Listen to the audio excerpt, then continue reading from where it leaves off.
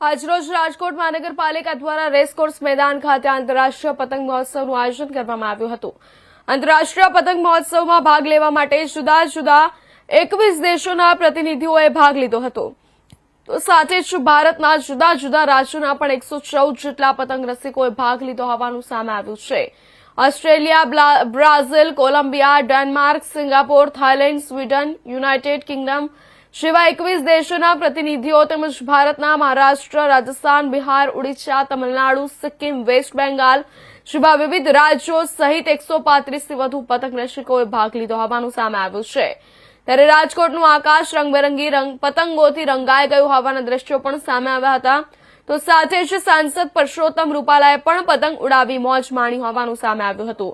તેમજ ભારત સરકાર દ્વારા જે ઓપરેશન સિંદૂર લોન્ચ કરવામાં આવ્યું હતું તેની ઝલક પણ આંતરરાષ્ટ્રીય પતંગ મહોત્સવમાં જોવા મળી હતી। વિદેશી પતંગ રસિકોનું સ્વાગત સૌરાષ્ટ્રની પરંપરા મુજબ કરવામાં આવ્યું હતું।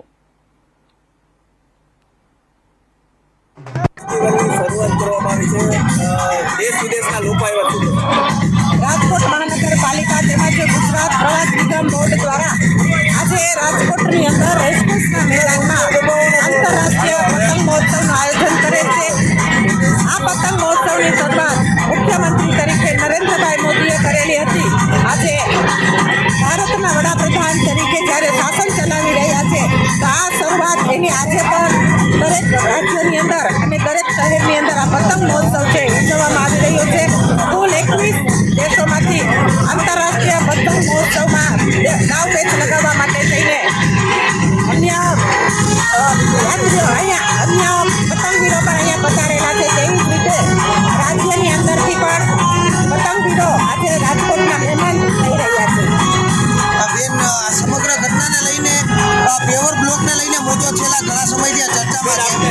48 કલાક થઈ જતા આરોપો લાગી રહ્યા છે એને શું આ બાબતમાં આપણે આજે ઉત્સવની વાત કરવા માટે અહીંયા ભેગા થયા છીએ તો આપણે આ ઉત્સવ છે એ ખૂબ ઉત્સવ પ્રિય જ્યારે જીવન ઉજવાતું હોય ત્યારે એની સાથે સાથે હું માનું છું કે તમારા પ્રશ્નનો ચોક્કસ જવાબ આપીશું પણ અત્યારે આ ઉત્સવમાં આપણે વિશેષ ધ્યાન આપીએ।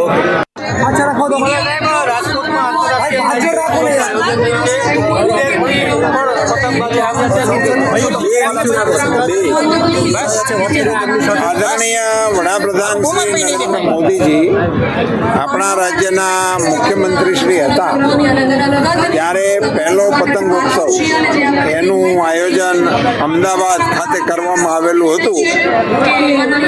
ત્યારથી શરૂ થયેલો આ પતંગોત્સવ આજે આંતરરાષ્ટ્રીય પતંગોત્સવના સ્વરૂપમાં ઉભરી રહ્યો છે અને એનો પ્રારંભ રાજકોટથી થઈ રહ્યો છે। એ આપણા રાજકોટવાસીઓ માટે આનંદ અને ગૌરવનો વિષય છે। આ પતંગોત્સવમાં વિશ્વભરના દેશોએ ભાગ લીધો છે। આપણા દેશના પણ અન્ય પ્રાંતના પતંગવીરોએ આમાં ભાગ લીધો છે અને આંતરરાષ્ટ્રીય પતંગવીરોએ ભાગ લઈને આપણા પતંગ મહોત્સવની અને આપણા તહેવારની આંતરરાષ્ટ્રીય પ્રતિષ્ઠા વધારવાનું કામ થઈ રહ્યું છે। આપણા સૌ માટે આનંદ અને ગૌરવનો વિષય છે। રાજકોટના આંતરરાષ્ટ્રીય પતંગોત્સવના આજના કાર્યક્રમને અમારા પ્રભારી મંત્રી શ્રી ત્રિકમભાઈ છાંગાએ ખુલ્લો મૂક્યો અને આખું આકાશ રંગબેરંગી પતંગોથી જે ઉભરાઈ રહ્યું છે દેશ વિદેશી પતંગવીરોના કારણે જે એક દ્રશ્ય ઊભું થઈ રહ્યું છે એ અનાયાસે વિશ્વ બંધુત્વનો સંદેશો વસુધૈવ કુટુંબકમનો સંદેશો સમગ્ર વિશ્વને આપવામાં આપણો આ તહેવાર નિમિત્ત બની રહ્યો છે એ આપણા સૌ માટે આનંદ છે। સોમનાથની અંદર સ્વાભિમાન પર્વની ઉજવણી પ્રધાનમંત્રી પણ આવી ભગવાન સોમનાથનું મંદિર એ આપણા સમગ્ર રાષ્ટ્ર માટે પ્રથમ સોરઠી સોમનાથ પ્રથમ જ્યોતિર્લિંગ છે। ભારતીય સંસ્કૃતિનું એક પ્રકારે પ્રતીક છે। કરોડો હિન્દુસ્તાનીઓની શ્રદ્ધાનું કેન્દ્ર છે। એમની સાથે સંકળાયેલો જે ઇતિહાસ છે એ ઘણો સંઘર્ષનો છે અનેક વખત એની ઉપર હુમલાઓ થયા, અનેક વખત એને તોડવા માટેના પ્રયાસો થયા. એમાં માળખાકીય નુકસાન પણ ઘણી વખત થયું, પણ શ્રદ્ધા ન તૂટી, એમની ઉપરની આસ્થા ન તૂટી. અને આજે પણ ભગવાન ભોળાનાથની સોમનાથની ધજા એ આકાશની અંદર ફરફરી રહી છે. એ આપણી સનાતન સંસ્કૃતિની ગરિમા છે. એના સંઘર્ષમય 1000 વર્ષ ને સંભાળીને આજે જે સ્વાભિમાન પર્વ થઈ રહ્યું છે એ આપણી સંસ્કૃતિની અખંડિતતાનું, આપણી સંસ્કૃતિની શ્રદ્ધાનું અને આપણા સંઘર્ષની ગરિમાપૂર્ણ ગૌરવ ગાથાનું પ્રતીક છે.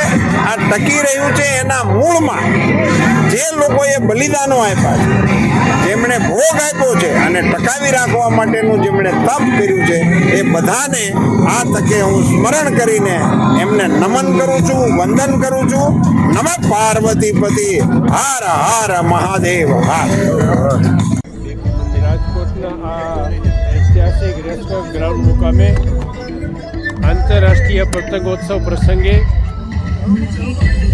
આયોજિત પ્રવાસન વિભાગ ગુજરાત રાજ્ય અને રાજકોટ મ્યુનિસિપલ કોર્પોરેશન દ્વારા જે રીતે આ પતંગોત્સવનું આયોજન થયું છે, એમાં દેશના જુદા જુદા ભાગોમાંથી અને વિદેશથી પણ અનેકવિધ સ્પર્ધકોએ આવીને આ પતંગોત્સવને સાચા અર્થમાં ઉત્સવ બનાવ્યો છે.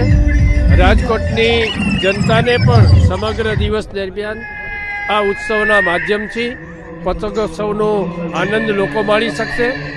આ પતંગોત્સવના માધ્યમથી રાષ્ટ્ર અને રાજ્યની અને દેશની વિદેશી સંસ્કૃતિ સાથેનું સુભગ સમન્વય થઈને આવતા દિવસોમાં વિકાસની નવી ઊંચાઈઓ તરફ માત્ર ભારત નહીં પરંતુ ભારતની સાથે સાથે સમગ્ર વિશ્વને ઊંચાઈ તરફ લઈ જવા માટેનો સંદેશો આ પતંગોત્સવના માધ્યમથી મળી શકશે.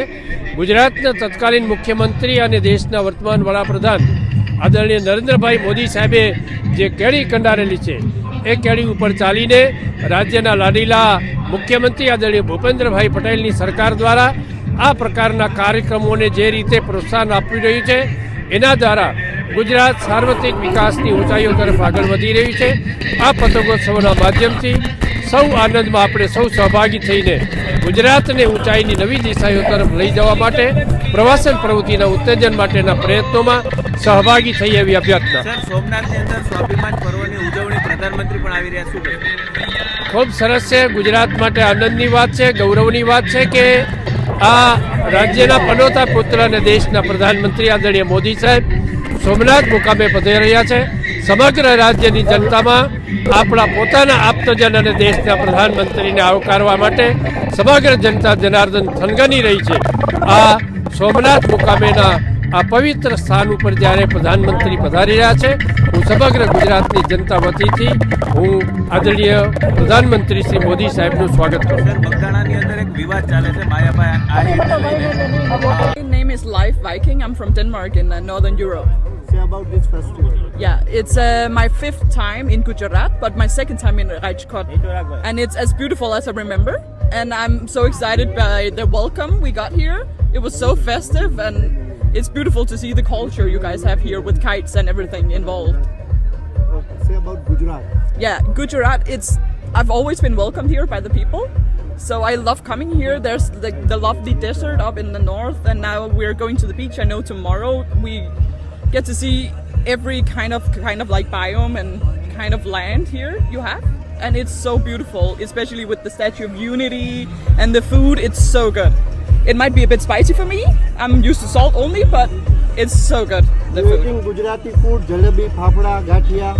Exactly, yeah. We are getting to taste it at the hotels and also we get lunch every day, and it's often something that's local to the place, and it's amazing to try different kinds of foods and just to explore the food culture. Okay. Thank you.